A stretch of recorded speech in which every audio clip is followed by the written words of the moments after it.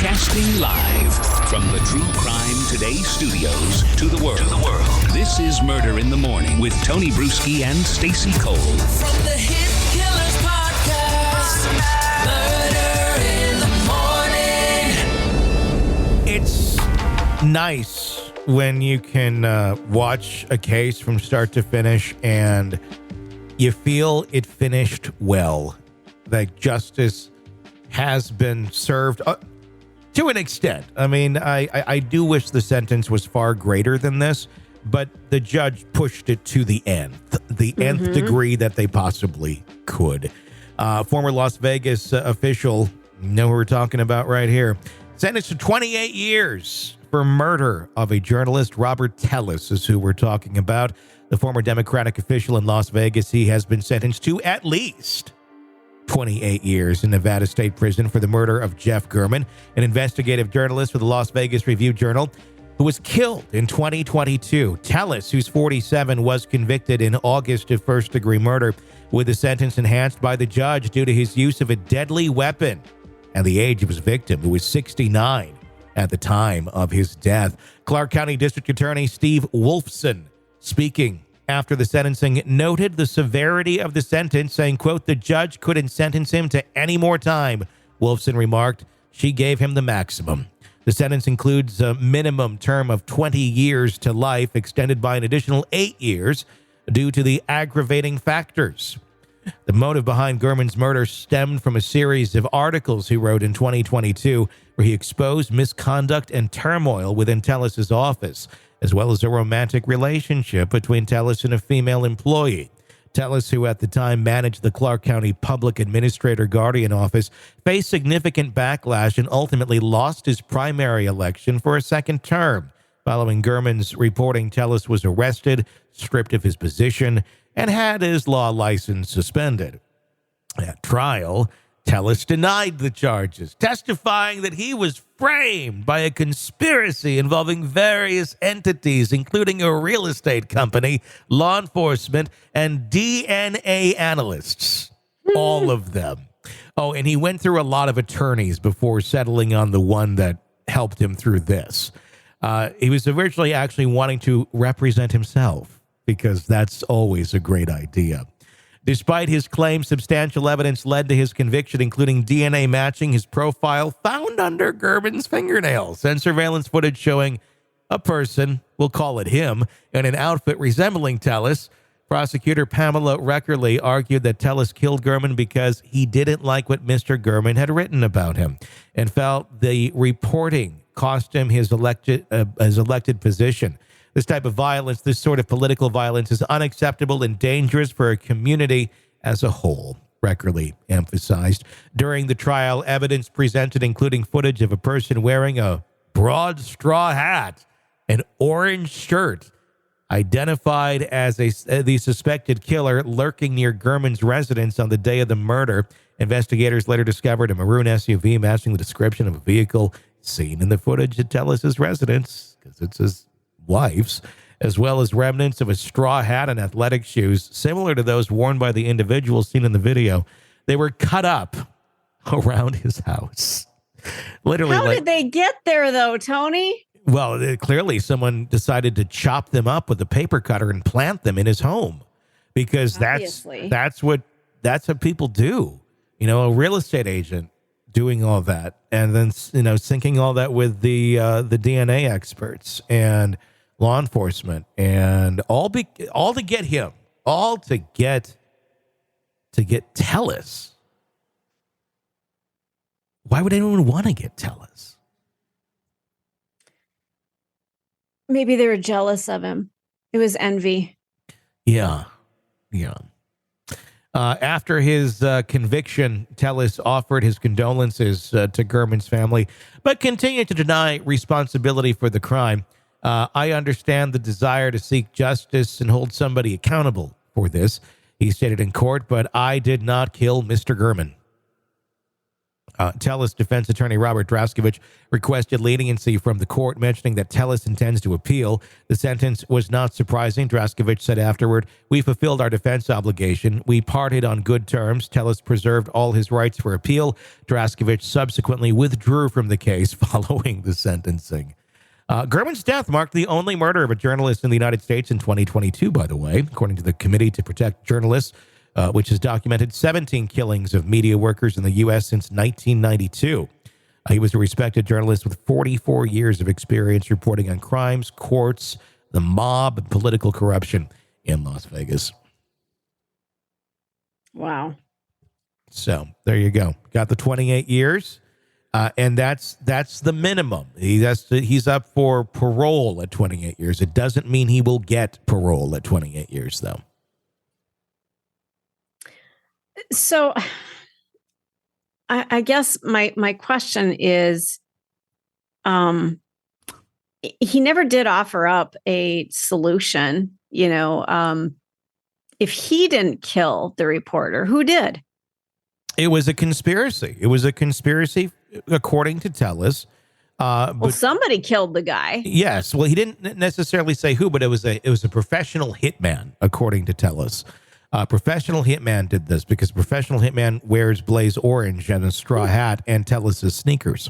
But according to him, it was a hitman, and it was a conspiracy between the realty company, the DNA analysts, and law enforcement to get back at him, to frame him for a murder by killing the journalist.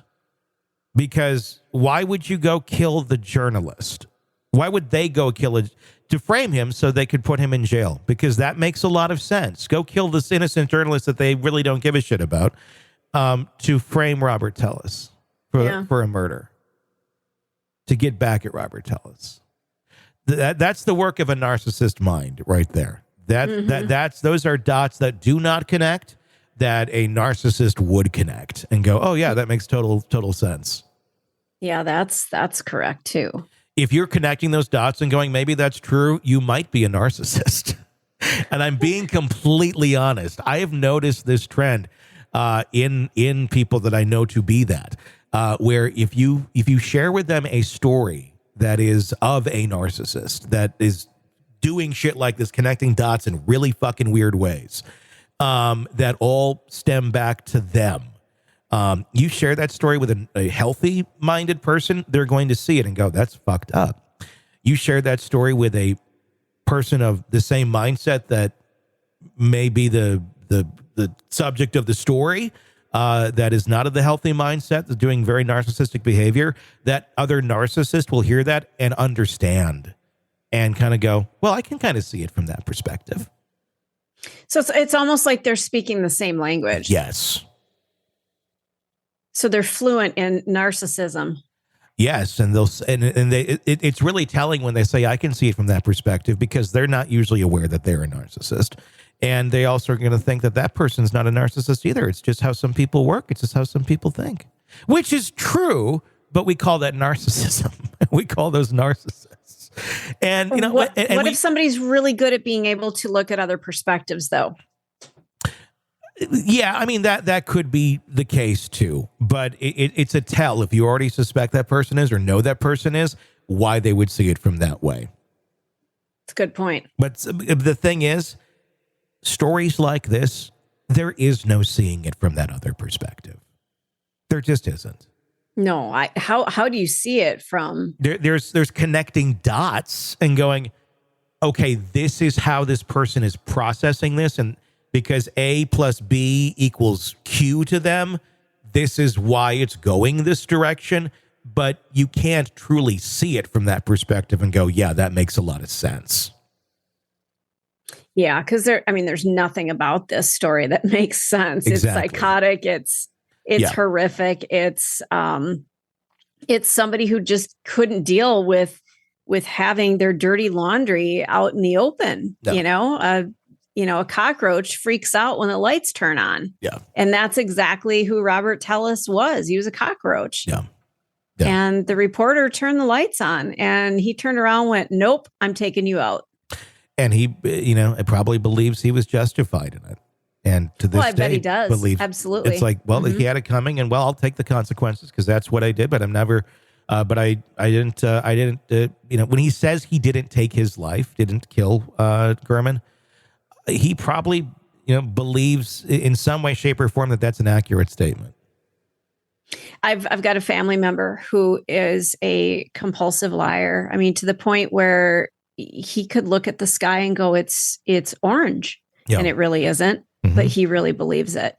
And those people are frightening because in their mind, they truly believe what they're saying. Yep. So they could pass a lie detector, a polygraph test, because they really believe it. There's nothing about what they're seeing that says it's otherwise. Well, then you start to get into delusional type behaviors and things like that if they are truly believing things like that. Yeah. But and where do you cross where do you cross that line between you're fucking nuts and you're a compulsive liar? I mean, do you just not even know you're doing it anymore? And that's where you've crossed that line? Compulsive lying is more so a symptom of a bigger problem.